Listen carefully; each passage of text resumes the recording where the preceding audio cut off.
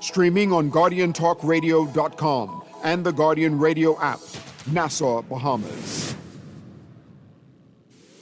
The views and opinions of the hosts and guests are their own and do not necessarily reflect the views of the management and staff of Guardian Radio.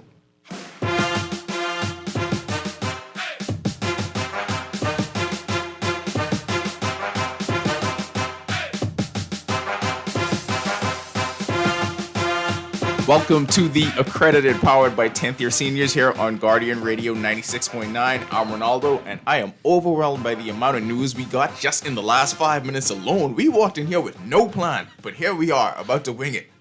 Ricardo, I just want to say AC Green is a really talented player. It's the greatest Laker of all time. Not greatest, but up there. Top 5. I'm Joe Mark, and RIP to a real one, Link. RIP Link. Hold on, wait, Link passed? Yeah. When? This morning.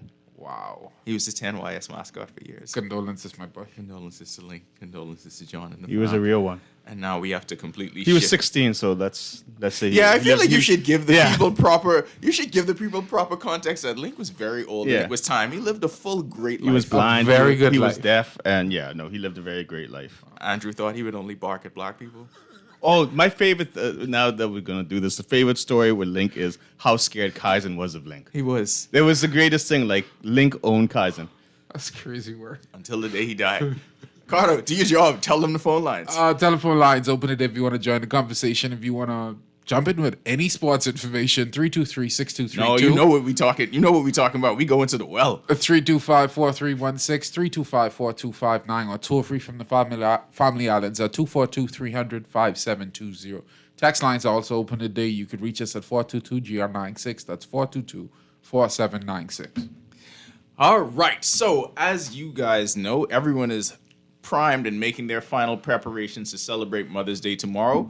That is story 1A. Story 1B is everything that's going on in the playoffs right now, watching Buddy Hield and the Golden State Warriors and their run that we hope continues straight through Minnesota. What we discovered right before the show is we can meld those two topics because for some reason, all of our moms are locked into what is happening with the Golden State Warriors right now. Well, Buddy Hield specifically. Yeah. Well, him specifically, but they locked into the entire Warriors thing. I was trying to figure out, like, was there like a chain message somebody sent around, follow Buddy? Is there a Buddy update? You know how it is? Text chat? They all follow us. Okay, fair point. But hold on, we've been doing this for a while. Have they been engaging in sports conversations No. with y'all? Not like at this all. on a That's what regular I'm basis? saying. That's why it's confusing. So I'm trying to figure it has to be a old person text chain that's just going around with updates on Buddy here. So here's the thing, and this is the biggest question we gotta ask: has Buddy joined the Good Morning text meme thread? Because we know we always get that from all of them, right? Plot twist is, I think it's his mom. His mom is probably sending a daily update to Buddy here. Like, that'd be hilarious. But they are providing context, right? So I'll go first. This is a real interaction that happened this morning as I'm getting ready to come do the show. And my mom just says to me, "You going to do radio?" I said, "Yeah." 11 Buddy? a.m. every Saturday. 11 a.m. every Saturday. And then she just, next words, "Buddy and them boys got to play together, man. They got to play team ball." I was like, "Yeah, Mom, they trying, but, I didn't get enough points with Steph Curry." She said, "It don't matter when you as a team and you just move the ball." And this is the thing. She says they can't play straight up. I assume that means that The height difference is there. Yes, they have to have another plan because, the Timberwolves have the height difference. And she says they got to, do tricks, I suppose. So they got to make threes. Plenty of them. John, what did your mom say? Yeah, so my mom was just like, "Buddy's doing well, hey?" I said, "Yeah, Buddy's doing really well." "Man," and she's in Chile right now. "How am I going to watch the game?" I said, "I put the channels on the TV." Oh, I got to watch that tonight. I don't think she's going to watch it. But she's going, "I got to watch it." "Yeah, man, Buddy doing good. He needs to do good." And I mean, that's the whole take. But it's just like my mom never talks to me. They are locked in. I tell you, the only thing my mom does, because she's of course a Laker fan, Yeah, but of her course. locked in is the boy from Freeport. Yeah. They just gotta play defense. They just gotta play. It's like, bro, it's more than that. It's more than that. But it is what it is. It's so much more than that. But I did not know we could have this. I love them doing this. So now I feel like I got to tap in with my mom now. No matter what happens with this game, we got to check in with all of them and see I feel this like got to be the thing we talk about on Mother's Day. Whatever happens in Game 3. But I feel like today any mothers that are listening to this and have their buddy takes, Yeah. they got to call. They got to send a text. let us know Let what us y'all know what the mothers are thinking about Buddy. Because listen, the sports conversation, especially in this country, dominated by men. Yeah. Like that's just how it is. Well, Are we going to make a rule? You got to be a mother to call us today? No, anybody could call. I'm just saying. What if Sparky won't call? Yeah, no. he can You tell us go. about You his can let mother. us know how they play defense. She back founded in the the day. Volley Boys, so he could definitely check him with that. So game 3 is tonight at what we at? Like 8:30? Yeah. Game 3 tonight at 8:30. Of course. All right, we got to get to the sobering reality. Look, man. Staff out till game Staff 6. out. Staff out. The playoff run and me and John was talking about this on the pod, by the way. Go listen to the Santier Seniors podcast network. You can find it on YouTube. Check any of our social media handles. But we were talking about, and we wanted to bring Carter into this conversation, talking about the playoff run that Buddy has had. Like playing meaningful basketball. It just means something so much more different because I feel like this is what we've been waiting for his entire career. Everything is amplified in the NBA playoffs. The games mean much more. Teams are actually trying harder, and it looks like you have these spectacular games every night.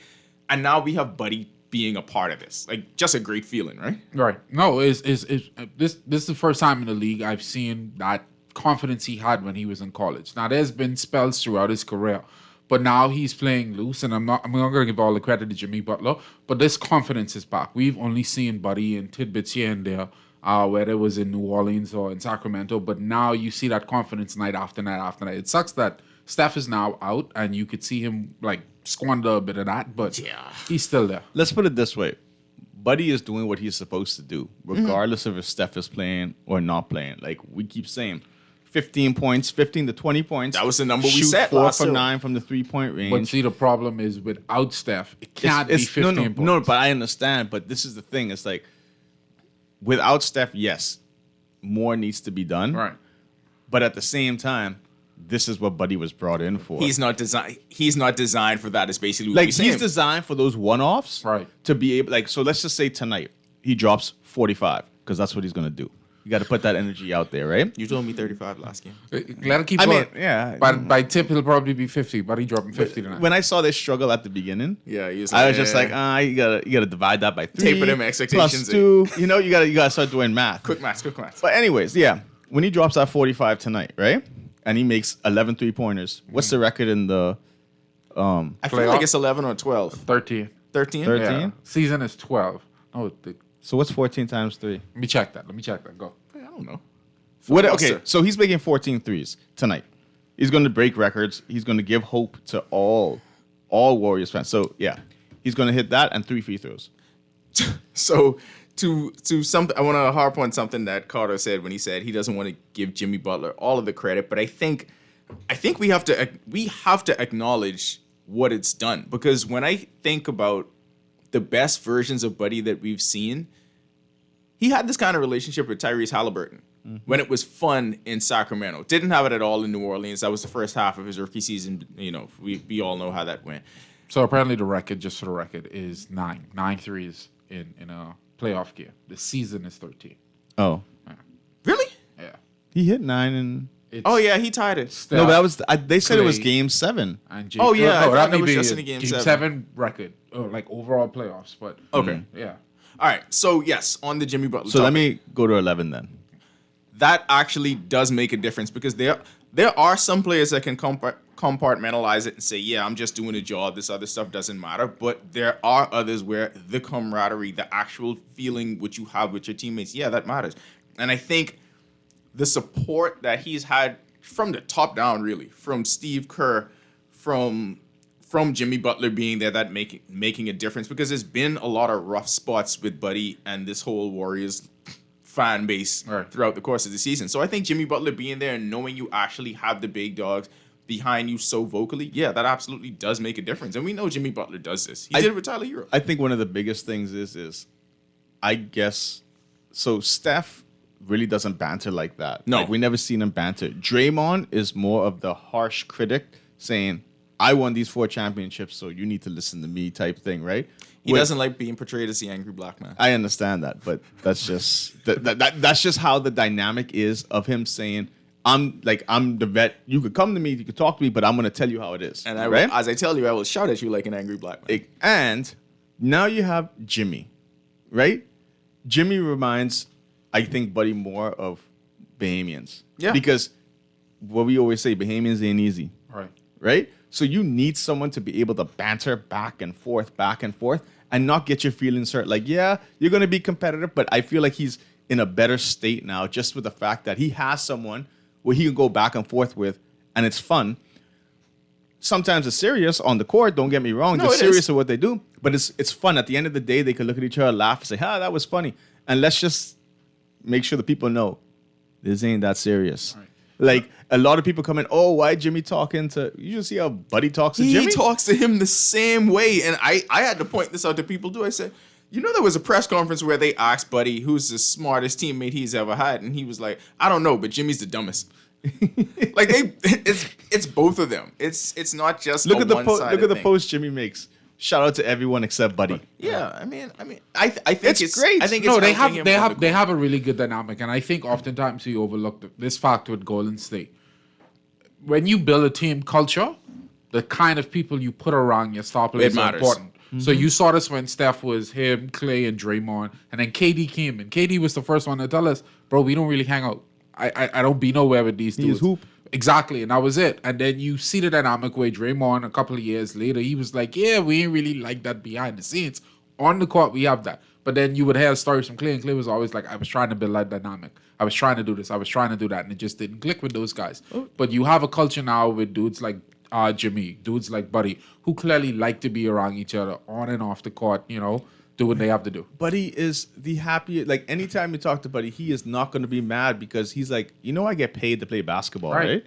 We saw it in not in Dallas. His home is in Dallas. We saw it when he was with the Pacers and with the Pelicans. Every time they would go to Dallas, he would be the first one to say, yeah, just come over to the house. We do. We have to. And it's always been like that. We have to talk about the real basketball thing, though. Like, so This is real basketball. no, I mean the actual basketball reasons why this is such an uphill climb. Stealing game one, in retrospect, greatest thing that could have happened. And the minute when Steph went out, and I saw the surge that the Warriors went on in the second half, and Buddy had that incredible third quarter where he scored 16. I was like, they needed to do that because I don't know what this is going to look like moving forward. We recognize and we understand the type of player that Buddy is and the type of skill set that he has and what it's beneficial for. Catch and shoot, amazing. Hits like 85% catch and shoot. You need the gravity of Steph Curry to open up that for him. Yeah. And without that, the Warriors were able to, not the Warriors, the T-Wolves were able to key in on him defensively because they were like, well, who else is going to do it? If we have Jimmy over here on lock and we do the same thing with Buddy, where's the points going to come from? Yeah, and that was what really happened to him when he was in Sacramento, when he was in Indiana, when he was the only true scoring option. Then you could hone down on it. But I will say this. If there's a team that they can beat without Steph, maybe one game, 2 games, I think it's the team. Like, if they were playing OKC and Denver, you could just say the series is done. Yeah. It ain't happening. But I feel like, so the Wolves came out hot. They were hitting that. Warriors are missing everything. Right. They came out playing like it was a must-win game. Yeah. And to me, I watched the game and I just said, a couple shots falling here and there. And no. A couple shots falling here and there. No. And the Warriors were in the game at one point, and then you could just see it all fell apart when they got to 7. They cut it to like 7. I have never seen them start as slow as they started that game. And that's the problem. I feel them starting slow, the Wolves starting hard. That was Bad the combination. Yeah, that's the reason why you're able to keep that lead. Because when it got to 7, if that got to 5, then we don't know what would have happened. Let's just put it that way. But basketball is basketball, because didn't DiVincenzo come down and hit a 3-pointer like right next, right? And just like, nope, we're just gonna end that. Hey, let me tell you something, and we're gonna get to that later. But Dante DiVincenzo is probably trying to have as much fun as he possibly can in Minnesota, because I know, you know, the SpongeBob meme where Squidward's looking at the window and he's seeing Patrick and SpongeBob just having fun. That gotta be how he's looking at New York. That gotta be how he's looking at New York. I don't want to go to that series yet, though. I want us to wrap up Minnesota and Golden State tonight. He's got a Pope. So, what are we thinking changes in Game 3? Because again, everyone in the sound of my Location. voice, y'all got to be locked in. 8:30. What's the game got to be on? ABC. ABC. 8:30. We need the entire Bahamas locked into this I- huge playoff game for I Buddy. think Golden State is going to have to do something the Lakers couldn't do against Minnesota. Ooh. They gotta have to out tough Boy, them. you could find a lake. No, you could no. find a way to lake No, yourself because into a this conversation. this Ooh. was our issue. Like we got punked every single game they beat us, 4 of the 5. We got punked. We got punked. And you could see it on, like John indicated, Minnesota started hot, and at any point in time they realized like Golden State was trying to make a little run. What did they do? They got physical on defense, they shut it down, they break up fast breaks, they got in Buddy's chest, and that slowed the momentum. That's the only way you could beat this team, because if you let them punk you and you let them build the momentum, there's no chance. But you like this is the biggest, and this is where off the court stuff with coaching staffs come into play, because that game plan they had going into this game, they were like, all right, what are we going to do? All right. Now they see what Minnesota brought, so now they can make their adjustments, and that's going to be the most important thing. What adjustments are the Warriors making? Right. And they will make adjustments to help them win the game, because I don't see the game that happened last time happening again. I just feel like Draymond need to start the game by putting Oh, somebody on their man. back. Here's one thing. Why is it when Draymond gets hit, right? No disrespect to Draymond. I think he's a great person. Be careful you don't paint him as an angry. No. black man. See, I like Draymond because he gave us a shout out before we He did. even know He did. anything, and he did it without hesitation. So shout out to Draymond. Draymond is a great, upstanding citizen of the world. But he can also be an angry black man. But I feel like he needs to do like Pilates or something, because the control he loses when he gets hit, like why does his arms John, flail out? he's in tremendous body control. You know the type of body control you gotta have when someone reaches in to poke at the basketball. Your elbow immediately finds their neck. I don't even know how it happens. If somebody else was watching me watch the game, they would think that, I don't know, I was watching the funniest, like a Dave Chappelle comedy special or something, because it's uproariously funny that when someone reaches in, he just flails all his extremities. Also, I will say this though, right? I hate the fact that because it's Draymond, he gets the technicals. Because when Fred VanVleet did the same exact thing, John.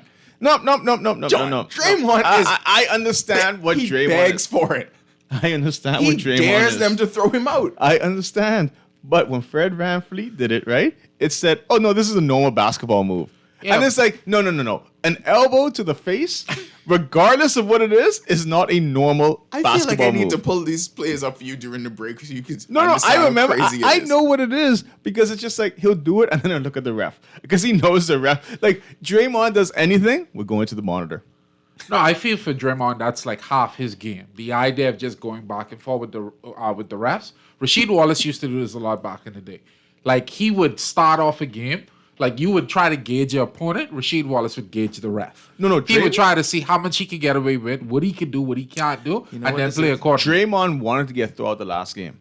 He wanted it. That's a stat line for him, John. Would You know what this is? It's like when I used to play football and I used to say, you know what, I gotta get hit first to really. You be gotta- in that's the what I'm game, saying. You gotta to feel it. the game. So he got to Get hit someone to first. feel the game. He gotta hit does. somebody. He He gotta does. get hit. He gotta see the ref response. He gotta listen to the crowd. All that matters to Draymond. Other players go by what's happening on the court. Draymond needs the environment. Here's what I feel like, right? Draymond, if you want to hit someone, hit Rudy. Rudy's 7'2". If you put your chicken wings up and you do a drop step and you hit him with the elbow in his chest, it's not the same effect as hitting That's why a 6-foot player. No, that's why I say he have to start this game out by literally just either picking Randall, or if he picks Randall, I think it's going to be a squabble. But if he picks Rudy and just goes at him, Yeah. flaws him, I think that sets Here's the how he has to momentum. start the game. And I watched it last night because it popped up on my Instagram feed or whatever feed. When Kobe played Spain and he ran over Pau Gasol, yeah. he's got to Yeah. start the game off just with that like effort. Because that's the mentality Randall and Edwards are playing in this entire playoffs. They come out immediately. the Marshawn Lynch. Right. They come out immediately and they try to go at you as hard as they possibly could. And if you don't respond, they know they have you. But if you put up a fight, then they realize, okay, it's a game. We got to play tough. We haven't had a chance to speak to the audience since the Game 7 performance, and I wanted to place it into historical context It was a good game. in terms of the greatest Bahamian playoff performances we've ever seen. And we ran through a couple of these. I know. Who you? Yes, okay, hold on. But let's make the case for Now, Buddy. so if you have to go to the phone, then no. Let's make the case for Buddy first. I mean, obviously, I'll make sure I have the game right. yeah, I'll filibuster. So let's go. 33 points, 12 for 15 shooting from the field. Ridiculous. 9 for 11 from 3, and basically 9 for 10 because Draymond screwed him on one. 9 for 10 and a half, and basically walked the Warriors into the second They round. should allow that. Yeah, it should be. No, they should allow half a shot if it's when the shot clock is under 1.5 seconds. Like Agreed. if it's a pass. If you dribble it, then it counts as a full shot. But if someone launches the ball to you, You know what? That's a 10YS stat. So Yeah. he shot 9 for 10 and a half from field. And the reason this was so incredibly different and so incredibly impactful is obviously because it was a closeout game, an elimination game.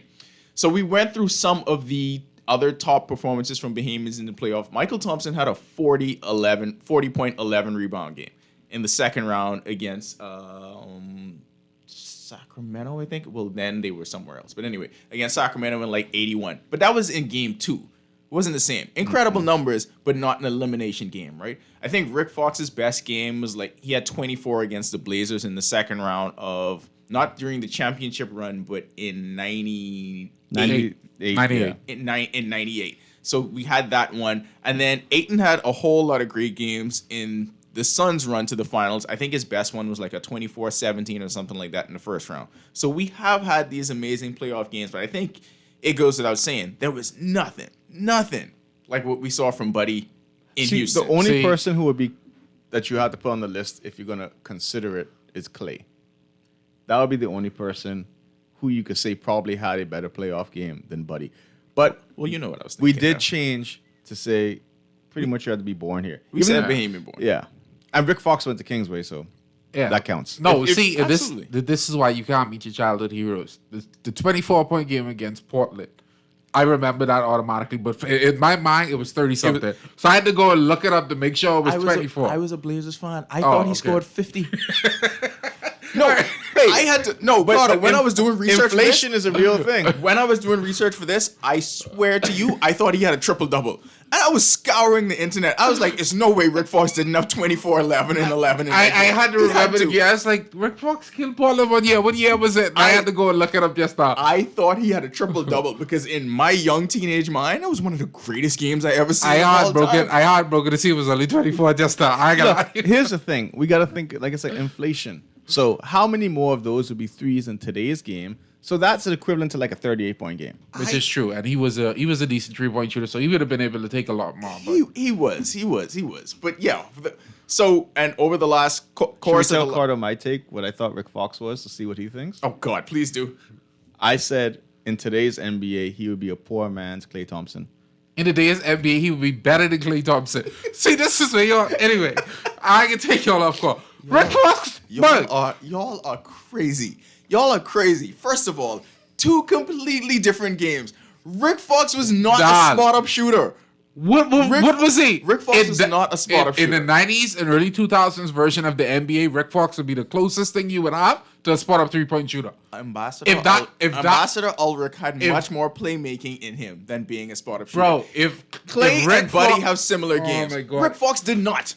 Bro, if Rick Fox played in today's NBA, he would never leave the corners. Kingsway ain't never produced no spot-up shooters. What? Pure shooter Rick Fox is better than Klay Thompson. What? Rick Fox, bro. Anyway, let me.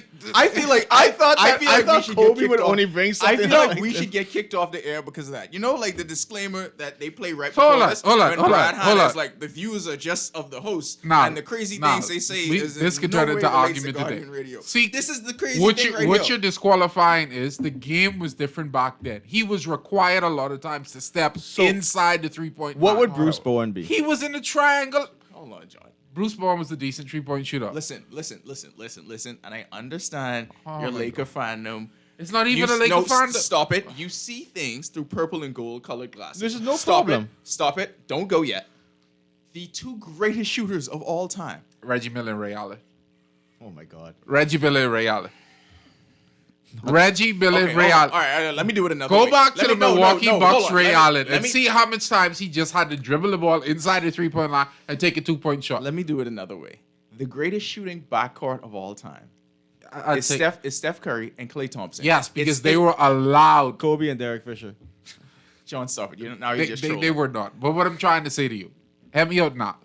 if the game had tilted How the did way, we get here? because you're saying Rick Fox was not a pure 3-point shooter. All I said was the easiest and simplest take in the world that he's not a better shooter than Klay Thompson. I don't think there's anyone on the planet, including anyone with the last name Fox, Okay, let me that ask would you a say he's question. a better shooter than Klay Thompson. Let me ask you a question. How good of a shooter was Peja Stojakovic? Incredible. Okay, Yeah, but do you Buddy beat think? his record in 1 year? And this is what I'm about to say. If you think Peja Stojakovic was allowed to play the way Steph Curry and all these guys play today, how many 3-point shots you thought you think he would hit back then? That doesn't mean that he's a better shooter than they are. He is. Like statistically, Steph has hit more trees, but pure short form, Peja Stojakovic is the best to probably ever do You're it. not telling me that someone's a better shooter than Steph Curry. We are going to completely derail Steph this Cur- show. You're not going to do that. I will not allow you to do that. Do we have security? I will not allow you to do that. We're not going to say someone is a better shooter than Steph Curry, and you completely derail the show. I can't believe Rick Fox brought this much up. I cannot believe Because I- he was a good shooter. All he I- was. All I was trying to do was talk about the historical context of Buddy Hield's Game 7 performance and place it against the top performances of other behemoths in the NBA playoffs. Y'all And ridiculous. Cardo has completely derailed the show, and now we have to bring Now it we back have to go back to Buddy. Now we have to go back to Buddy and bring it back 8:30 tonight, and now we are going to go predictions. John, you're up first. Well, I just have one question for I you. don't, I don't No, want to no, hear any I of your want to questions. hear the question. Are you sure you want to hear Yes. these questions? How you said Steph and Clay are the best 3-point shooting backcourt. I agree. From a pure shooting standpoint, what do does you that grade it even- on? 3-point percentage, what does that or even just mean? the amount of trees somebody hits? I I feel like shooting. hold on. I go with the numbers, and then I also go with my eyes. Okay, so we go based on percentage. Steve Kerr is the best 3-point shooter of all time. He was a good This 3-point is- shooter. But this is why you have to use numbers within context with your eyes. I don't think you can go purely analytical. I don't think. So you you're can saying go he's- purely Between just now and then, the 3-point line is not moving. So you're saying Steve Players Kerr, are just now today shooting more 3-point shots. so I Steve understand Kerr that. saved Jordan. A lot of times he did. I didn't say he won him a championship, but a lot of times he saved Michael Jordan. If you go down the line, Steve Kerr is one, Hubert Davis. I've not seen Hubert Davis play basketball in my entire life. He had a better 3-point percentage. Hubert Davis, Luke Knicks, Kennard. Knicks legend. He's See, true. this is why you can't Joe just Harris, go by the numbers. Jason Caputo is above Steph Curry in 3-point percentage. But how many players 3-points did he nowadays? shoot? Well, The usage of you got to go like true shooting value. Like that's where they make all these What is he analytics. doing, Carter? You also players have eyes. nowadays shoot more than dudes did back then. You also if have Peja eyes. Stojakovic played today, every shot he take would be a 3-point shot. You also have eyes. Everything cool, bro. Do you Everything not? cool. I do. I'm not saying Steph Curry isn't probably one of the best 3-point shooters we've seen. What I'm saying is he has the ability to shoot more. You do realize that this is one of the few basketball arguments that's it's unequivocal. Like it's You think done. they was ever There's- going to let Reggie Miller run up the court and shoot from half court? No! There Steph is- Curry's allowed to do that. Nobody allowed him. He went out there and he took it. So, okay, you try to say But you know why? Because he made it. Reggie Miller can make a half John, court three. predictions tonight. As- Golden State, Minnesota. As you know me, I would never go against Buddy. Never. Never. Like I say, 45. I'm still on 45. But he's gonna have 2 blocks tonight. Oh, that's a hot take. 2 blocks. That is a hot take. John, there's nobody on the team from Minnesota who he can block. He had one against oh god, we always again? mess up his name. He had one against Sengun? Sengun. Sagon. Anyways, Alperin, the Rocket Warriors Center. win by 10. They ain't losing in San By Francisco. 10? By 10. Wow. This- But Sorry, I sorry, crazy. sorry, Okay. sorry. Go ahead. I thought the opinions were of our yeah. own. Brad Hanna said it. Brad Yeah. Hanna said it. Warriors by 10. Okay. And you Warriors by 10. Buddy going for 45. Yeah, man. All right, Carter. Let's hear it. Hater. Nah, I think Golden State is going to win, not by 10. I'll give them a close game, probably 3 or 4 points. I think Buddy has a standard performance, but Jimmy Butler is going to go full Batman tonight. T-Wolves favored by. I think we should go to commercial. I stay it up. I'm not. I didn't say they were going to win. I was. Okay. My thought process. I was simply breathing deep and saying T-Wolves are favored by Should you 5 wait and for a your half. prediction after the half? No, always- we're gonna go to it now. I think that the Warriors win this game. I think that the X factor is going to be look. Steve Kerr was tossing things at a wall to see what stuck last game. I think it's pretty obvious. You got to at least give Jonathan Kuminga some minutes. I think he played productive enough. To do what? To play? Who else are you going to give him to? All right. You have to find points from somewhere. You ain't finding them from Trey Jackson Davis or Quentin Post. You got to go to Jonathan Kuminga.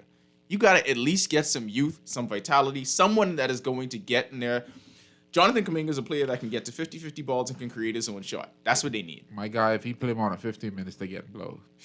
Anyway, When we come back from the half, we'll talk about the other playoff series and get into some other things that we had planned. Rick Fox was a pure shooter. We can talk about that some more.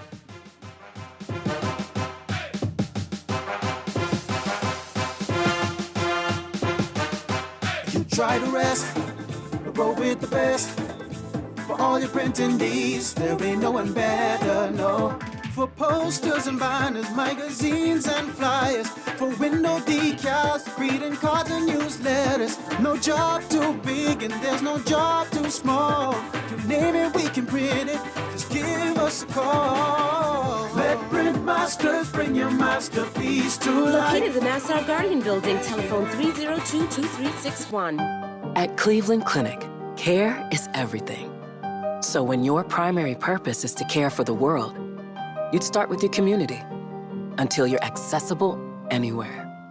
You make complexities your specialties and put compassion before anything else, all to redefine what's possible. For everyone, everywhere. For every care in the world. Cleveland Clinic. All those loans I had were so overwhelming. Fidelity's debt consolidation loan combined all my loan payments into one easy payment with a built-in savings plan that pays me unbeatable interest. It's time to make that move to Fidelity. Call 356-7764. Fidelity, we're good for you. Always on the go? Missed the show? You can now listen to Guardian Radio talk shows anytime, anywhere on Spotify and YouTube by searching Guardian Radio 96.9 FM or by entering the name of your favorite show. You can also listen by logging on to GuardianTalkRadio.com and clicking on the podcast tab. Guardian Radio, continuing to provide you with fresh news and smart talk anywhere, anytime, all day. Wake up, Bahamas! Join the Zonta Club of Nassau's second annual We Are Family Fun Run, Walk, and Push on Saturday, May 17th from 6 a.m. at the Montague Foreshore. Push a stroller, walk with grandma, or sprint. Just move with us. The first 100 finishers will receive a medal for health screenings and wellness sessions. Every dollar supports PACE and the Bahamas AIDS Foundation, along with our youth programs. Registration for groups of 10 is $25 each. Single adults, $30. Kids under 13, 10 plus. Everyone that registers gets a goodie bag and t-shirt. Call us today at 807-3021 or email zontaclubofnassau@hotmail.com. See you at the Montague Foreshore on May 17th at 6 a.m.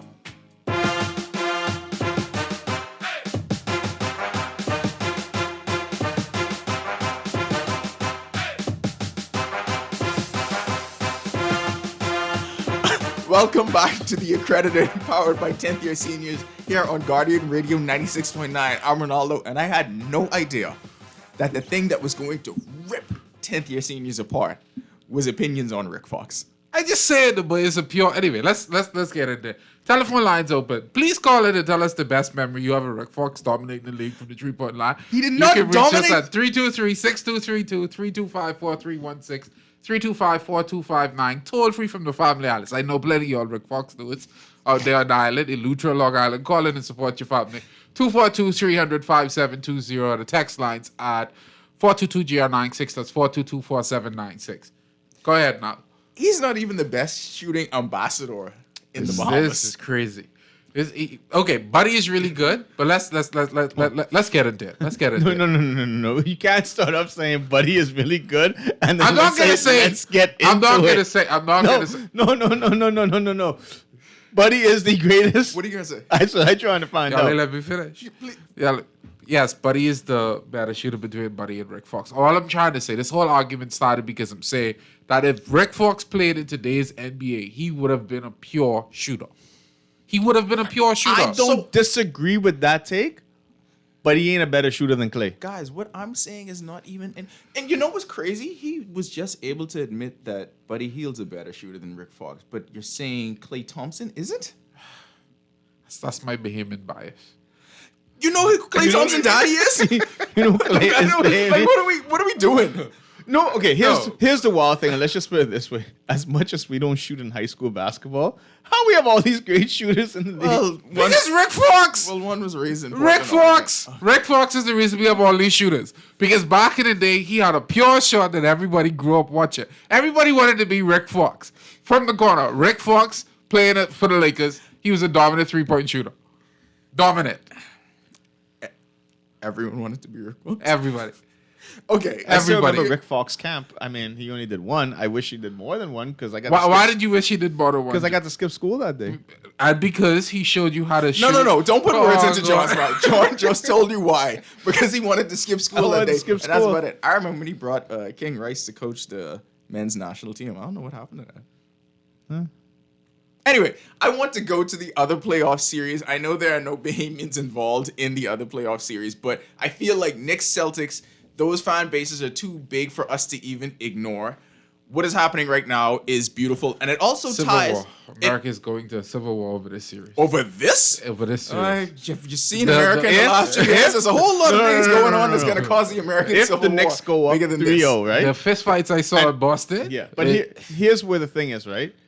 They go up. Let's just say they go up 3-0, right? New York's gonna be crazy. Don't let the Knicks lose the series after being up 3-0, because then there will be a real civil war. This has been amazing to watch, and The social media aspect of it, or the games. all of it, the entire Knicks Celtics experience, because The NBA needs this. it does. And I was going to say a big part of it is the fact that it is these two fan bases. I mean, obviously Boston is much more legendary, but the power and gravity of a Knicks fan base just encapsulates everything around it. Like it's too big to ignore. And them being back and them being ridiculous and them being ridiculous with reason is what's creating this right now. And what it ties into, what's happening with Boston right now, ties into what we were talking about with the three-point shot and how the math in basketball has changed and has changed the product on the floor. Boston has blown 2 20-point leads at home. At home. This has happened because for some reason they don't see the three-point line as a place where you just stand behind and you get more shots. I feel like they think there's a literal barrier around that they cannot cross, because I've never seen a team in their position take so many bad shots, just hunting threes and refusing to take the ball to the So basket you're until the saying last play the of the game. Celtics needed number 44, Rick Fox. The Celtics could have used Rick Fox right now because Rick Fox would have actually had some involvement in the mid-range game. The Celtics could have used Rick Fox. Young Rick Fox, when he had to fade before he went to LA, yeah, absolutely. Vanessa Williams, Rick Fox, that guy.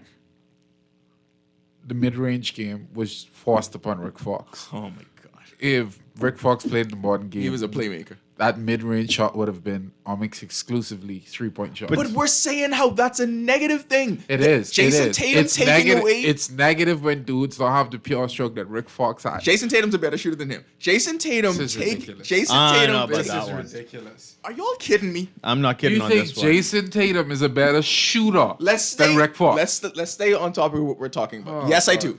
If Jason Tatum actually took advantage of his skill set, of his size, of his playmaking ability, the Celtics would not be where they are right now. Same goes for Jaylen Brown. I understand the math has changed. Threes are worth more than twos. If we take more than them, then yes, the probability There's somebody says we're calling gonna right score now more. to tell you how dominant Rick Fox is. He's behind not a the bad. line. Caller, thanks for They're joining ruining us. basketball with all the threes. Hello? Hi, go ahead, caller. Yes. You know, I guess you guys just need to address the, what you call it, the prejudice in Boston. You see what I'm saying? Yes, sir. Like, you like Boston, I'm a Boston fan. I'm a Larry Bird fan, you know? But what's going on in Boston is Boston plays. You really like Boston will play 4 white boys in the playoff one time. You know they'll do that if Porzingis was healthy. Yeah, they would. They would. Right, and no other team in the NBA have done that for years. Since the Right? 80s. So that's and the white boys that they play can't play no D, can't create shots for themselves. You understand? You remember Aaron E. Smith?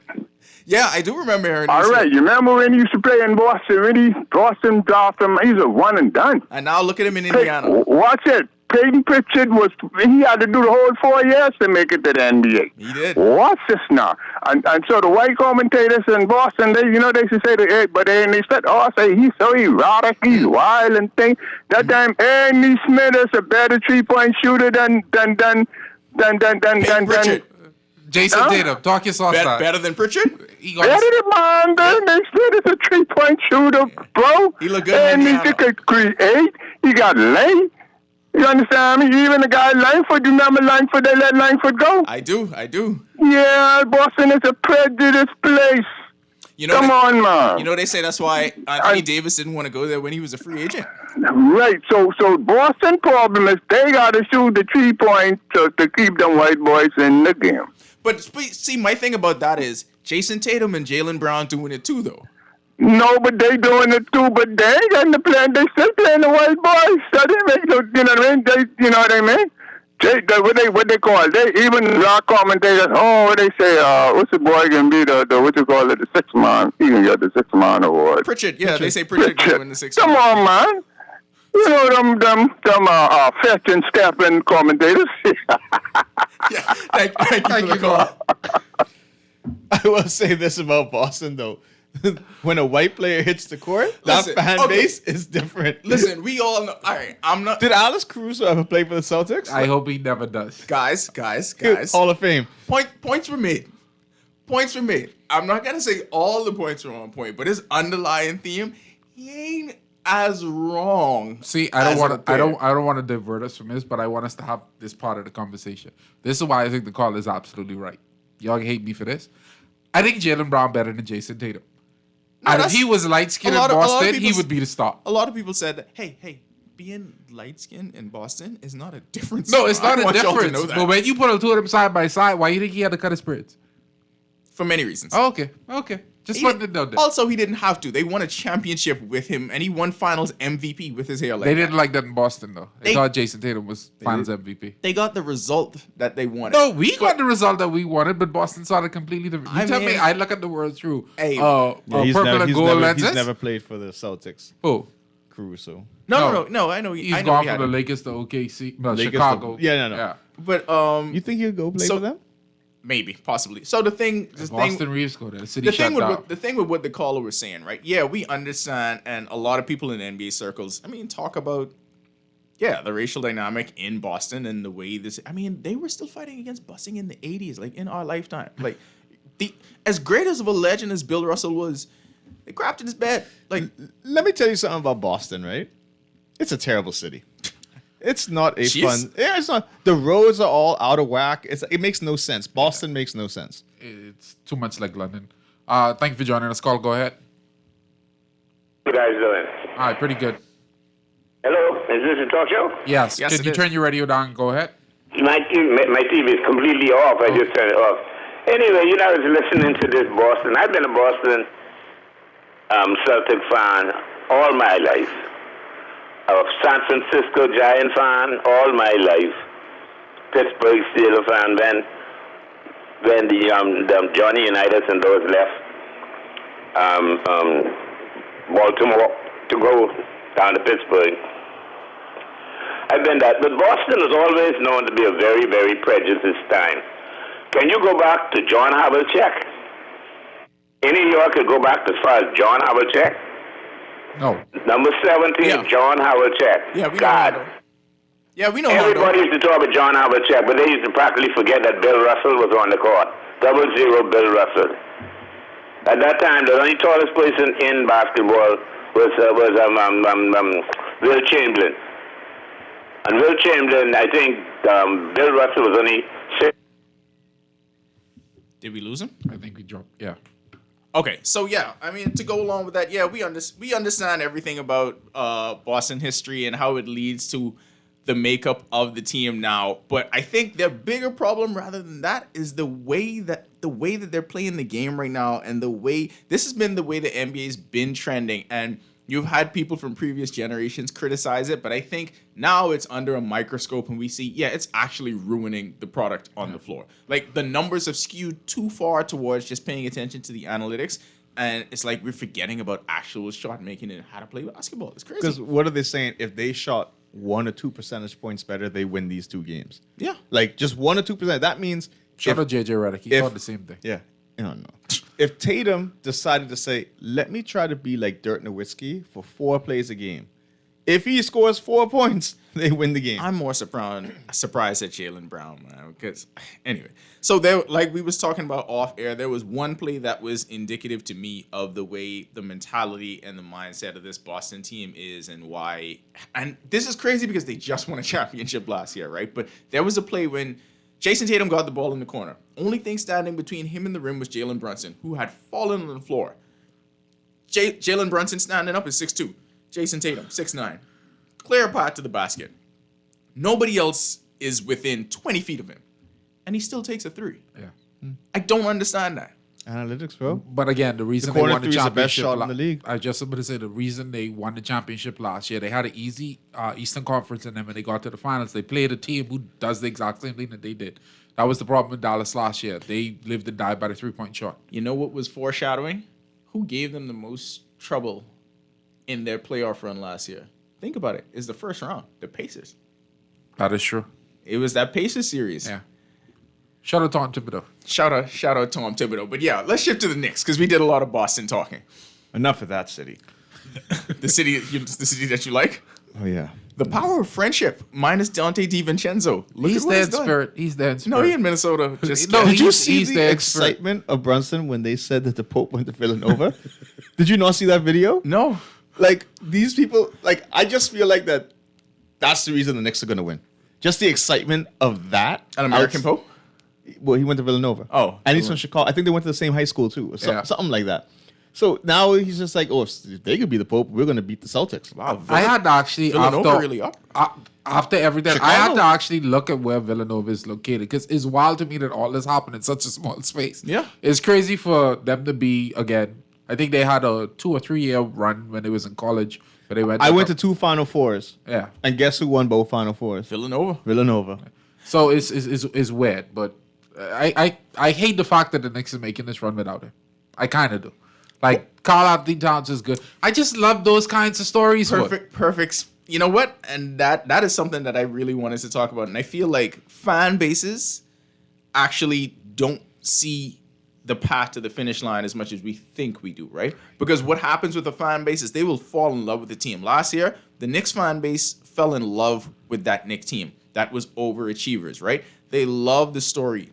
They love Hartenstein and how tough and rugged he was. They love Dante DiVincenzo coming in and power of friendship with the Villanova guys. But you had a chance to get Karl Towns. And you had a chance to upgrade and get Mikal Bridges. You had a chance to Mikal get... Bridges, talk about, like, when you say upgrade, the last 2 defensive plays of those games, like, he made the difference. And it's just like, his jump shots broke. Not a good You know why? You know why? He changed it from what it was in Phoenix.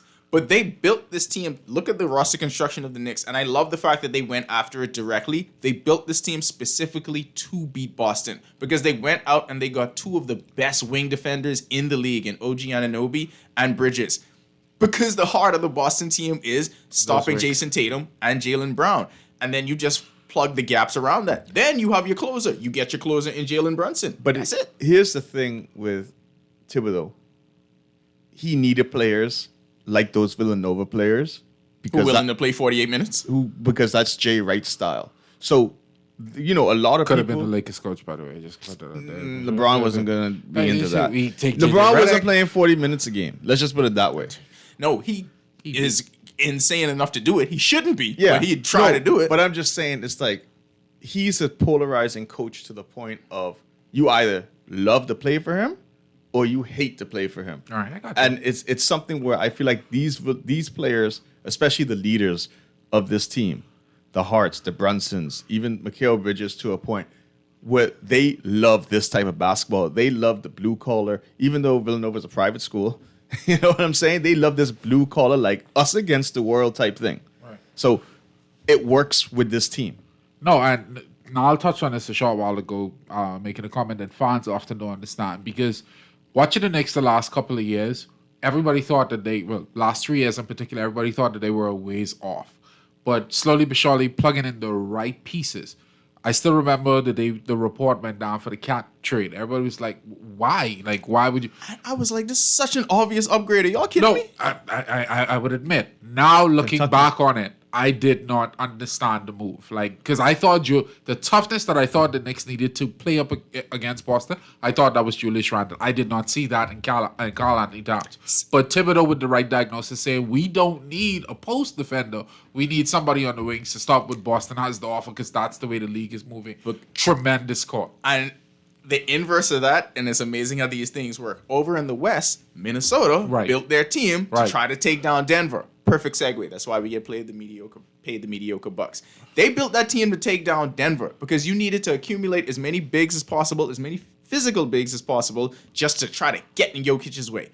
But it turns out it doesn't matter because Aaron Gordon now is the best clutch 3-point shooter in the NBA. Even Gordon better than Jalen Brunson. Built the gym in his house and changed his whole basketball career. Why doesn't every one of these rich people do this? Do they not? My favorite part of Aaron Gordon shooter like Rick is Fox. After the game when he got the game-winning dunk, he's on the streets with the fans, just like, everything cool? You play with house, buddy, but you know how like freeing that is? Like, you're just doing what you naturally do and being successful at it, bro. I think his brother passed. Yeah. Right? He is having, this is almost Disney movie levels that he's having on this playoff run, because for him to have 3 of these moments, the game-winning dunk, the three last night, and then he had one that, to win the game in game 1. Crazy. We have in Aaron Gordon's entire career, this was number 4 pick. He was a dunker. Aaron Gordon's entire career, we haven't seen this much clutch moments from him as we've seen in this one playoff in Orlando. What do you remember him for? No, he's dunker. Come on, the dunk contest. You're right. They tried to make him. He was a good basketball player. He never was a bad basketball player, but that's how we remember. Now, he changed his number. And he's just gone crazy. You know what a big part of it is, though? Not just the hair, because, when you grow your hair, you become better. Powers. 10YS. They tried to... Carter growing his hair right now. Yeah. He could become better. I appreciate that. 4th overall pick, they tried to make him a number 1. He's not a number 1. But if he's the 3rd or 4th best player on your team, that's a championship caliber team.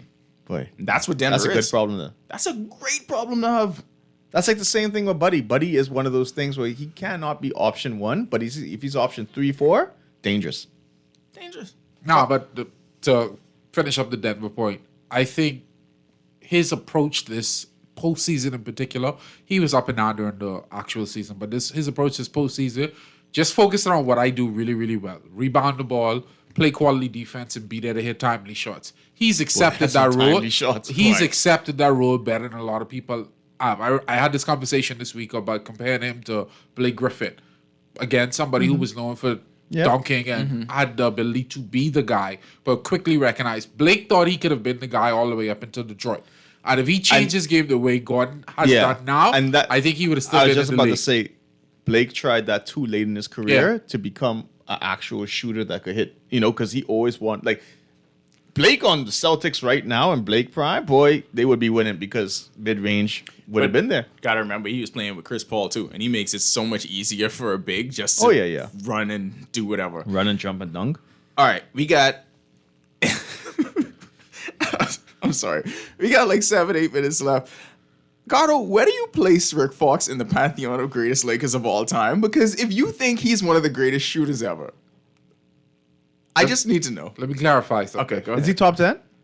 It's close, but I need you to understand something. The conversation we had to start the show when I said, don't go and meet your childhood heroes. Yes. Going back over the moments of my childhood watching the Lakers, there's key moments that stick out. So Rick Fox is going to be top 10 just for those moments. I'm not saying he's the greatest Laker or one up. You don't have to have real statistics. Well, if we put statistics aside, Rick Fox is probably in my top 10 of Lakers, just because all of the entertainment he provided me as a kid. Because him and Robert Horry will always be up there. Because the nostalgia and the memories of you as a young Laker fan. Like I can replay vividly day after day the top out from Shaq going over Vladi over to Robert Horry and him hitting that shot and just falling back. And this is pre-YouTube days. Correct. You have to have these ingrained in your memory. That's why I tell people Kobe against the Pacers. Shaq against the Blazers, Shaq against the Kings, those Shaq kind of against things. Anybody? Well, no, he had some sucky moments against the Pistons. I'll never forgive him for what he allowed Ben Wallace to do there. But it's things like that. It's not Carl. It was all Shaq. Shaq never showed up. I would say this: Ben Wallace is a Hall of Famer, though. He is, but it's Shaquille O'Neal. You 7, whatever. Anyway, let me leave that alone. But Rick Fox, he is definitely top 10 in my books. He's one of my favorite players of all time. So to me, his 3-point game is always going to be kind of like trumped up a bit because he's Rick Fox. You inflate the numbers and you misremember it. I inflate the numbers. He's the greatest 3-point I think his shooter. game's closer to Scottie Pippen than Klay Thompson. You play for Bad, but like you, oh my God, every goal. And this is the good thing now that we're seeing because when we grew up, yes, we had a Bahamian in the league that you could always just say, he's one of us. You know what I'm saying? Like, it's something where I always feel now we look at the NBA and it's like, man, all of them us. Because his career 3-point percentage is 35. That's pretty good. He did it in the pros. Inflation and in numbers, the summertime, he was here. Is 48%. Last season, it was 25. The point I always make to people is, Shot 25%. I was able as a kid to watch Rick Fox dominate the How many threes he NBA, shoot? win titles, and then in the summertime, he was right here in Nassau. Yeah. Shot 31% during. You know how long he supplied their first title run. the eastern side of New Providence with ice? I'm sorry, he's one of the greatest ever. Second season in Boston, he shot 17%. He was young. He needed the mentorship of people like Phil Jackson, Tex Winter, and the Triangle Offense. I just feel, and I understand where Cardo's coming from. If he played in today's NBA, the important thing is if he played in today's NBA, his game would have been more of a shooter. If he played in today's NBA, Rick Fox would average over 15 points. So he's a top 10 Laker of all time. Yes, he would average over 15 points. Yeah, that's fine. He's a Laker of all time. He up there. I like that we're talking all times because if Jalen Brunson does this, top 5 Nick of all time, greatest Nick ever. Not greatest Nick ever. Can't say greatest. You know there are people putting him up there with Patrick Ewing now. I mean, I can understand what it is because him and Patrick Ewing in the same boat. I just gonna say Patrick Ewing is an all-time great Nick, but he ain't winning him no chip. Jalen Brunson hasn't gotten him. That's what I'm saying. If he just makes it to the finals, he'd be up there. Yeah, he'd be up there. I mean, the Knicks got there in '99. Ewing just hurt. They also got there in '94. He just ran into Elijah Warren. I understand what you're saying. So if Brunson then win, and Ewing had over a decade in New York. Brunson's had 2 seasons so far. But then 2 powerful seasons. That means a lot though. The longevity means a lot. I think Brunson is right now in the conversation with Carmelo Anthony. Yeah. I know some Knicks fans who will tell you like Melo is more important than Patrick Ewing. No. How? No. I don't understand it, but I'm telling you, I know people who would say that. I understand because if you're looking because at college and stuff, then yeah, whatever. Because of the nostalgic of he played at Syracuse, there's New York. No way, because the Ewing teams had them legitimately challenging Jordan. I watched the pregame of the last Knicks playoff game, right when Patrick Ewing showed up to Boston.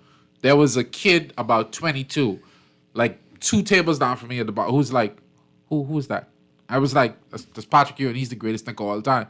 He's like, no, Carmelo Anthony's the greatest Knick of all time. Okay, but like, Patrick Ewing was on the coaching staff for USA. They don't know that. This is what I'm saying. But what you said was that's someone young though, and I mean a lot of young people don't actually know who study the real history Melo of the is. game. Who is Melo? But to them, Melo and the Knicks is like, no, to them, Melo is LaMelo Ball.